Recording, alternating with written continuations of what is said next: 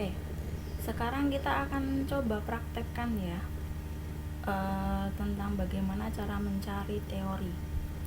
Yang pertama, kalian silahkan buka perambannya atau browser yang kalian gunakan masing-masing.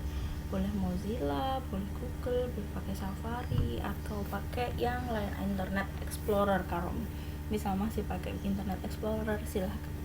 Kalau Bu Farihah pakainya di Google. Nah, setelah dibuka silahkan bisa kalian cari tentang konstruk yang akan kalian ungkap. Tuliskan saja di Google, misal Bu Farihah pakai kebahagiaan, itu udah ada ya, kebahagiaan. Nah, biasanya kalian biasa mencari langsung seperti ini ya Cahya.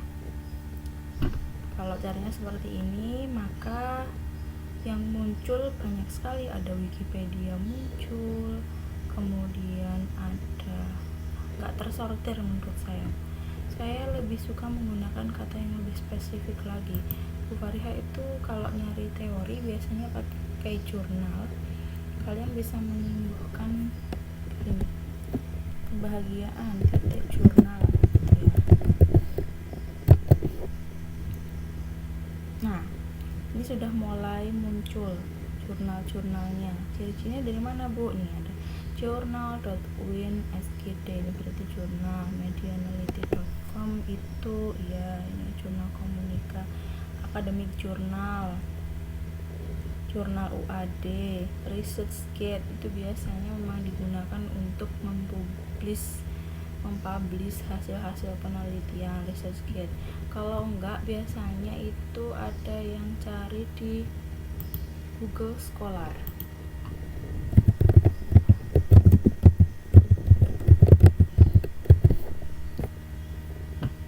Ya, Google Scholar kalian klik, kemudian bisa mencari kebahagiaan. Itu kata kuncinya.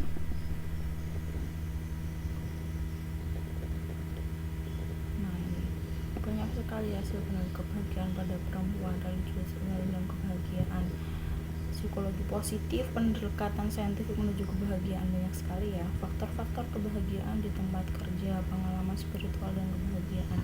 Ini bisa dijadikan dasar teorinya. Kita bisa pilih salah satu. Kembali lagi ke, jadi kalau yang di Google Scholar itu biasanya sudah berupa artikel jurnal gitu ya teman-teman. Tapi kalau misalnya kalian pengen cari yang tidak hanya jurnal, bisa pakai peramban biasa.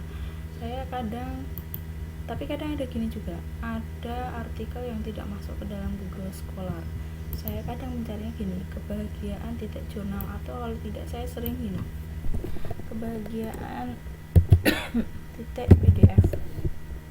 Kenapa Bu kalau PDF Bu? Ini kadang ini dibuka, kalau PDF ada yang langsung kajian teori gitu ya, itu pasti membahas tentang teori kebahagiaannya, sudah ada di teori itu. Diklik buka saja. Kok nggak mau? Oke. Nah, ini sudah ada orang yang membahas tentang kebahagiaan, pengertiannya, udah ada definisinya. Tadi apa yang dicari? Definisi. Ada kan, definisi adalah pengertian. Nah, ada ya berarti ya. Kemudian authentic happiness. Happiness seringnya yang digunakan memang teorinya Seligman. Ini cara penentuan teorinya. Kalian boleh memilih teori mana yang kalian suka. Yang paling sesuai, jadi harus dibaca juga ya. Bu Farihah pakai yang mana Bu? Oke, mari kita coba mencari. Saya tidak pakai yang ini. Atau cara lainnya, sebentar, masih ada cara lainnya lagi. Kalau misalnya dalam bahasa Indonesia tidak ditemukan sumber referensinya, silahkan teman-teman menggunakan kata kunci dalam bahasa Inggris, misalnya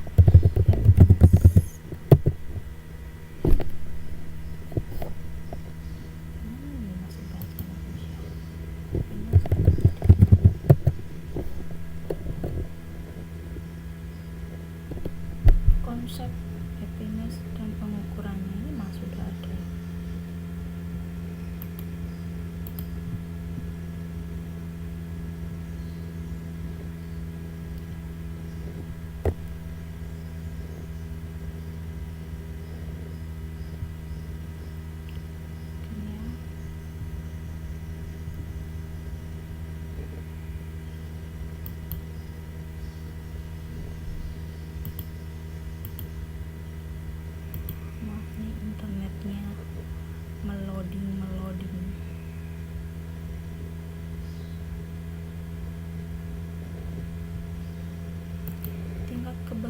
kebahagiaan pada mahasiswa Fakultas Ilmu Pendidikan Universitas Negeri Yogyakarta.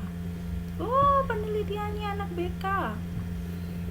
Nah, sepertinya teman-teman mahasiswa BK belum ada yang meneliti nih. Mahasiswa BK Inggris meneliti tentang kebahagiaan. Skripsi ya. Ya, kalian bisa lihat teorinya di bagian kajian pustakanya. Ada definisi kebahagiaan, aspek kebahagiaan, faktor, ciri-ciri individu yang bahagia. Gitu. Ya, silahkan kalian coba mencari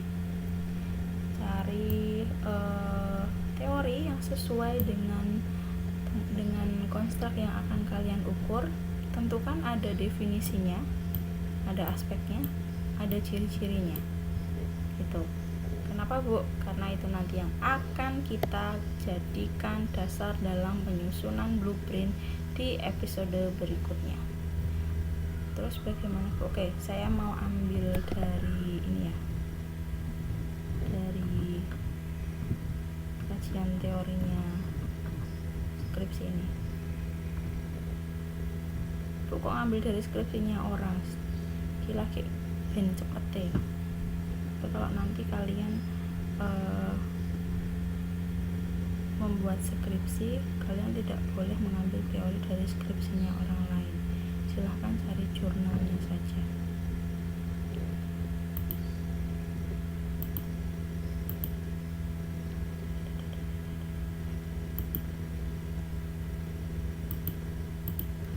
Sorry.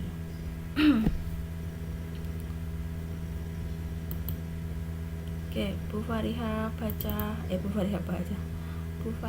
buka yang ini saja ya, Cah.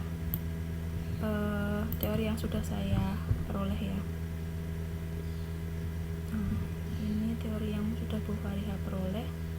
Jadi ada beberapa yang mengungkapkan tentang aspek kebahagiaan. Definisi kebahagiaannya juga sudah ada. Aspek kebahagiaan seseorang yang bahagia itu dia bisa menerima, punya sikap penerimaan. Dilihat dari sikap penerimaannya, kemampuan untuk memberikan kasih sayang, dan prestasi yang diperolehnya. Itu menurut Sever Whitman dalam Harlock. Nah, menurut Andrews McConnell, orang yang memiliki kebahagiaan dilihat dari dua aspek, yaitu aspek afektif dan aspek kognitifnya. Tuh. Ini dari teori kebahagiaan. Jadi langkahnya ya gitu. Bu Fariha awalnya juga mencari dari Google Search, dibaca artikelnya itu, akhirnya tersimpulkan di sini gitu. Nah, ini nanti yang akan digunakan dalam pengembangan instrumen kebahagiaannya nanti ya. Oke, sekarang teman-teman silahkan kalian mencoba cari teori yang sesuai dengan konstruk psikologis yang akan kalian ungkap. Begitu caranya.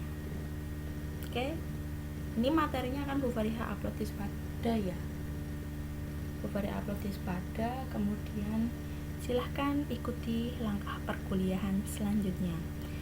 Selamat berbahagia, sampai jumpa lagi di materi berikutnya.